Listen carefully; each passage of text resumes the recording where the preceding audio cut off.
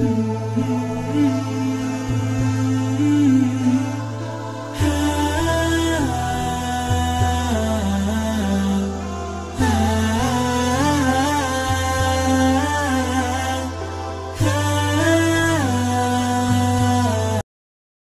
seperti apa yang cocok buat saya? Dari mana saya tahu ini? Jodoh yang seperti mana yang Anda harapkan gitu kan? Tapi kalau Anda mau kaidah-kaidahnya, itu kembali kepada hadis Nabi. Kan sudah pernah saya sampaikan waktu kita bahas manajemen rumah tangga, ada mutiara. Mutiara untuk calon suami, ada mutiara untuk calon istri kan? Mutiara untuk calon suami, kalau ini yang bertanya adalah laki-laki, tentunya kata Nabi SAW, tungkahul mar'atu li arba'ah. Wanita itu umumnya dinikahi karena 4 hal, tapi ini bukan urutan ya.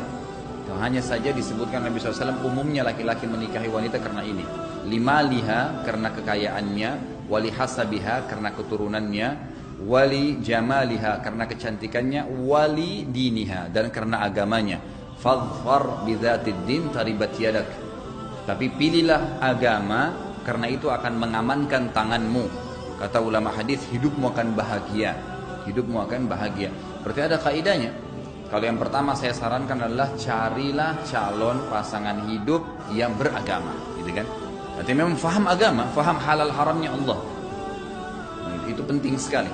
Calon istri atau calon suami, sama juga kalau yang bertanya misalnya pun perempuan, maka laki-laki jelas, mutiaranya jelas. Kata Nabi SAW, "Idza ja'akum man tardawna dinahu wa khuluquhu fazawwijuh, illam taf'alu takun fitnatun wa fasadun kabir," gitu kan? Kalau telah datang kepada kalian wahai para wanita dan walinya wanita, seseorang laki-laki yang kalian sudah ridhoi, sudah tahu akhlaknya dan agamanya. Itu tolak ukur, bukan pekerjaannya, gajinya, fisiknya, gitu kan? Maka terima lamarannya, karena kalau tidak maka akan terjadi kerusakan di muka bumi. Maka berarti jelas tolak ukurnya akhlak dan agama, itu nomor 1. Itu saran saya, dahulukan agama pasangan Anda. Juga kalau Anda laki-laki, saya ingatkan hadis Nabi SAW, lamar'atun ya, lamar'atun saudaun kharma ya, dzatud din khair. Wanita yang hitam, budak, kemudian kharma. Kharma itu nggak ada pemisah hidungnya nih. Jadi lubang hidungnya 1. Itu luar biasa jeleknya gitu kan. Ya, tapi Nabi SAW mengatakan zatud din, beragama jauh lebih baik, khair. Maka itu harus didahulukan. Itu yang pertama. Yang kedua, nikahlah dengan kufu. Kufu itu sesuatu kesepadanan. Sesuku boleh, senegara boleh, sekeluarga sama keluarga yang bukan mahram boleh, gitu kan? Selevel pendidikan, selevel ekonomi, maka itu semua kufu namanya, gitu kan? Maka kata Nabi SAW, wa ankihul akfa'a minkum, nikahlah dengan pasangan yang kufu, yang sepadan, gitu kan? Maka itu sangat baik. Di antaranya ulama hadis bilang lebih baik kalau orang menikah itu sesuku, senegara, satu jenis makanan, gitu kan? Karena kalau kayak orang Indonesia misalnya nikah sama orang Barat, boleh saja, tapi butuh penyesuaian, kan gitu. Boleh, nggak apa-apa dalam Islam, tapi butuh itu tidak kufu sebenarnya. Yang kufu itu malah memang sunnatullah, kita lahir di sini misalnya di Indonesia, nikah di Indonesia, gitu kan? Contohnya itu kufu namanya. Pendidikan juga begitu. Kalau seseorang kita misalnya sudah sampai pada tinggi pendidikannya, maka carilah pasangan minimal yang bisa sefaham dengan dia. Jangan nanti dia instruksikan A sebagai suami, istrinya nggak ngerti, gitu kan? Atau istrinya terlalu tinggi pendidikannya, suaminya nggak ngerti, akhirnya istrinya nggak bisa dibimbing, gitu kan? Maka itu juga tidak kufu. Jadi yang kedua saran saya adalah cari yang kufu, yang sepadan, gitu kan? Yang ketiga saran saya, bersegera menikah kalau sudah khawatir fitnah. Dan nanti poin kedua ini kufu akan membantu itu. Misal, kalau memang kita belum punya kerjaan, kita memang mencari kufunya, ya, sepadannya itu pasangan yang siap menerima keadaan kita, ya kan? Jangan gaji Anda 1 juta, nikah sama perempuan yang kosmetikanya saya sudah 5 juta, gitu kan? Maka nggak bakal seimbang, gaji kita habis, ya, nggak mungkin cukup untuk itu. Maka nikah yang sekufu dan jangan ditunda, karena termasuk ulama fikih mengatakan nikah itu akan wajib hukumnya kalau seseorang sudah khawatir dia terjerumus pada hal yang zina atau haram, gitu kan? Maka dia boleh menikah. Insya Allah kalau dia niat baik, Allah SWT akan mudahkan. Dan pegangilah hadis Nabi SAW yang berbunyi siapapun yang menikah karena takut terjerumus pada hal yang haram, maka dipastikan Allah akan memberikan untuknya rezeki. Jadi tidak usah khawatir. Gitu. Ini kebetulan pertanyaan ketiganya, kalau misalnya tidak sekufu, apakah diperbolehkan untuk menikah?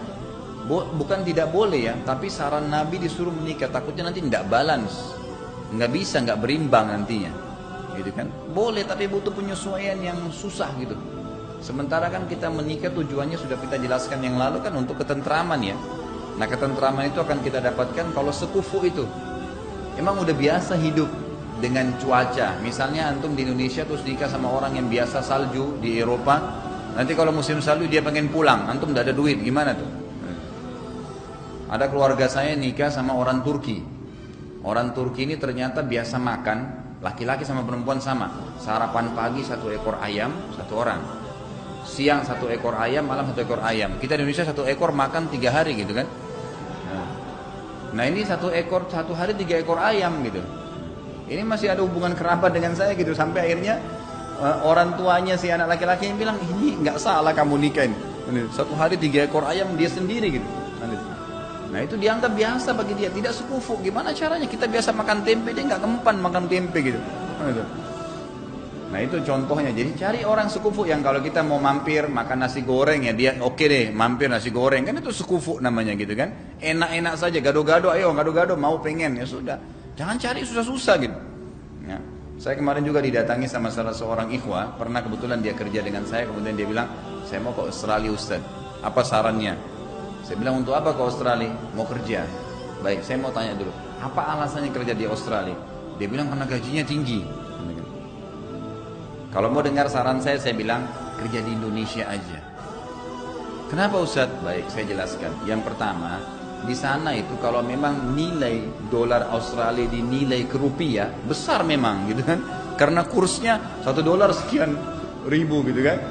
Tapi jangan lupa di sana sewa rumahnya mahal, makannya mahal, kan itu. Jadi sebenarnya seimbang saja. Kalau kita kerja di Indonesia dengan 1 juta gaji, mungkin dengan di sana misalnya $500, itu sebenarnya sama saja. Karena di sana biayanya juga besar, gitu kan. Yang kedua, Anda ini sudah biasa hidup dengan cuaca. Saya bahasakan ya, kita harus bersyukur lahir di Indonesia nih. Karena tidak ada negara kayak Indonesia loh. Sepanjang tahun, karena kita di garis satu khatulistiwa itu cuacanya luar biasa gitu. Paling dingin 37-38 ya, kalaupun paling panas ya, paling dingin itu 27, 26. Dulu waktu saya masih mahasiswa di Madinah, itu kadang-kadang sampai hari ini sudah ada berita di Saudi itu sekarang 9 derajat, 5 derajat dinginnya. Jadi teman-teman kita yang umroh sekarang ini, waduh bisa sakit rematik gitu. Mudah-mudahan saja Allah jaga gitu kan. Saya dulu waktu masih mahasiswa itu kalau mau tidur, itu selimut saya dudukin dulu biar panas gitu. Lama gitu ya baru kita bisa pakai tidur, kalau nggak bisa, dingin sekali, nggak bisa, nggak seimbang. Nah sekarang pergi ke Australia, salju, dingin, orang cuman orang biasa bilang itu, saya tidak ngerti kalau bahasa apa yang digunakan ya, tapi orang biasa hanya karena ingin dipuji lah ya. Hanya oh iya saya hidup di Australia karena salju gini-gini. Ada apa dengan salju? Nggak ada apa. Apa bedanya salju turun dengan air hujan yang kita pegang? Sama saja, beda bentuk. Ambil aja es batu, gitu. Pegang, sama saya salju kan gitu. Masalahnya kita tidak terbiasa dengan itu, gitu kan? Tidak terbiasa. Maka pikirkan itu, cuaca beda, makan beda, kan gitu. Makannya orang macam-macam beda dengan makanan kita, nggak bisa. Hanya karena mau dikatakan tenar atau ya sudah pernah ke sana, ya makanannya nggak bisa, nggak nyambung. Kita sudah dari kecil makannya memang seperti ini. Dan itu semua banyak hal yang harus dijadikan sebagai bahan pertimbangan ya. Jadi nikah dengan kufu itu sangat cocok, enak gitu, nyaman. Mau makan ini ya biar masuk, mau tinggal di seperti ini masuk. Kita orang-orang kalau teman-teman saya datang dari Saudi, dari Arab itu datang ke sini, dia bingung, dia lihat rumah-rumah kita nih. Dia bilang ini rumah-rumah kalian ini sampai tidak ada jaraknya ya. Itu kan tembok-tembok rumah masyarakat kan gang-gang masuk rumah kan tembok-tembok gitu kan. Di Saudi rumahnya orang kan jaraknya jauh-jauh gitu. Antara pagar dia sama pagar tetangganya ya jauh karena luas. Orang penduduknya cuma 25 juta, gitu kan. Indonesia 250 juta gitu. Jadi kalau mungkin Jawa Barat aja semua itu sudah seperti sama satu Saudi. Nah makanya rumah kita dempet-dempet. Dia bilang bagaimana ente bisa hidup begini kondisinya gitu, rumah dempet-dempet. Ya memang kita bisa. Coba kalau nikah sama orang Saudi dibawa ke sini nggak bisa tinggal gitu. Dia udah biasa tempat yang besar gitu. Maka nikah dengan kufu itu sangat baik.